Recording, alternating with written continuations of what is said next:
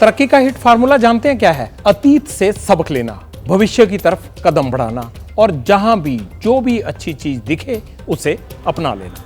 अगर हमने ये कर लिया तो फिर भारत को विकसित देश बनाने से कोई रोक नहीं सकता। आज के भाषण में प्रधानमंत्री ने अपने विजन 2047 का जिक्र किया।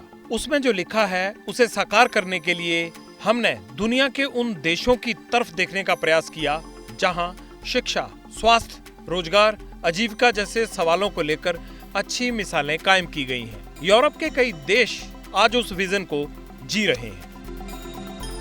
दुनिया के अमूमन हर सर्वे में फिनलैंड को ही सबसे खुशहाल देश बताया जाता है। यहाँ का एजुकेशन सिस्टम बेहतरीन माना जाता है। यहाँ 18 साल की उम्र तक के हर स्टूडेंट के लिए एजुकेशन कंपलसरी भी है और फ्री भी। फिनलैंड की साक्षरता दर 100% है। यहाँ के स्टूडेंट सबसे अच्छे रीडर माने जाते हैं और इसलिए फिनलैंड में टीचर होना सबसे सम्मानजनक पेशा माना जाता है। यहाँ 7 साल के बच्चे स्कूल जाना शुरू करते हैं। प्री स्कूल होते हैं लेकिन वहाँ पढ़ाई नहीं होती। फिनलैंड की तरह यूरोप के कई देश एकदम अलग एजुकेशन पॉलिसी फॉलो करते हैं। कई देशों में 10वीं से पहले रैंकिंग सिस्टम नहीं है। किसी स्टूडेंट को फेल नहीं किया जाता। पढ़ाई का मकसद सिर्फ रोजगार देना नहीं बल्कि पर्सनैलिटी डेवलपमेंट और साइंटिफिक सोच पर भी ध्यान दिया जाता है। टीचर और स्टूडेंट के बीच रेशो ऐसा होता है कि हर बच्चे को टीचर पर्याप्त समय दे सके। क्लासरूम बड़ा होता है लेकिन बच्चों की तादाद कम होती है। एक क्लास में करीब 20 बच्चे होते हैं। स्कूल का टाइम भी कम होता है। एक दिन में लंच ब्रेक के साथ 4 घंटे की स्कूल टाइमिंग रहती है। अच्छा और सेहतमंद लंच स्कूल की जिम्मेदारी होती है। अब इस तथ्य से हिंदुस्तान के स्कूलों को मैच करिए, आपको जवाब मिल जाएगा। यानी कि कोठारी कमीशन ने 1968 में कहा था कि हमको कम से कम 6% जीडीपी का पब्लिक एजुकेशन पे खर्च करना चाहिए। आज तक हमने कभी 4% से ज़्यादा नहीं खर्च किया। तो हमारी शिक्षा पद्धति बहुत ही पिछड़ गई है। शिक्षा पद्धति में कुछ बहुत अच्छे इंस्टीट्यूशंस हैं लेकिन बाकी जो इंस्टीट्यूशंस हैं वहाँ पे कोई खास काम नहीं हो रहा, कोई रिसर्च नहीं हो रही। तो जब तक हम उसमें रिसर्च में तेज नहीं होंगे तब तक हम आगे का चैलेंज नहीं फेस कर पाएंगे। अब बात करते हैं हेल्थ सिस्टम की। यहाँ हम अपने देश की तुलना अमेरिका से करते हैं। जानते हैं भारत की कुल जीडीपी $3 ट्रिलियन की है और हम अपने हेल्थ केयर सिस्टम पर जीडीपी का 4% ही खर्च करते हैं, जबकि सुपर पावर अमेरिका अकेले अपने हेल्थ केयर सिस्टम पर $4 ट्रिलियन खर्च करता है, जो कि उसकी जीडीपी का करीब 17% है। यूरोप अपनी जीडीपी का 10% हेल्थ केयर सिस्टम पर खर्च करता है। अमेरिका में 1000 लोगों पर 2.6 डॉक्टर हैं, जबकि भारत में 0.8 पर।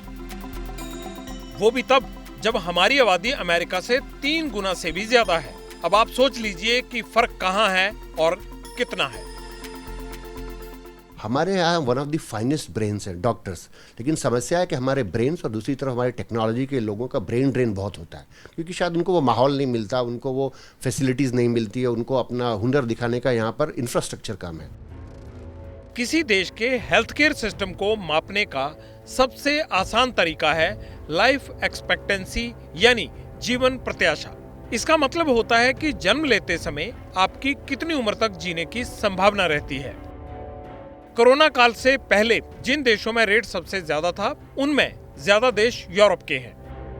कई देशों में नंबर 80 के पार था। चौंकाने वाली बात यह भी है कि यूरोप 2 बार विश्व युद्ध की विभीषिका झेल चुका है। उसके बावजूद स्वास्थ्य की दिशा में यहाँ की तरक्की बेमिसाल है।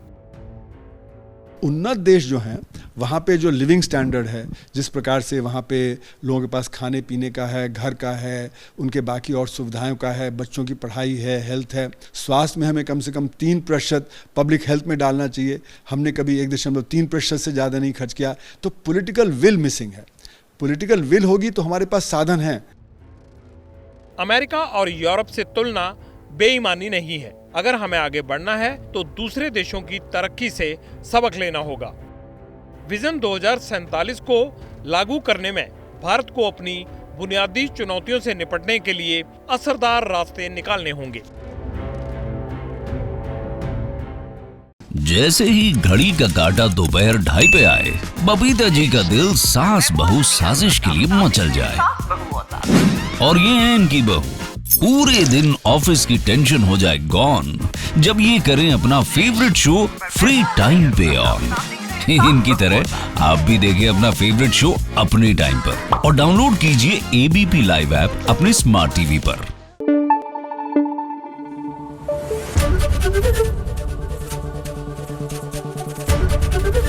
एबीपी न्यूज आपको रखे आगे।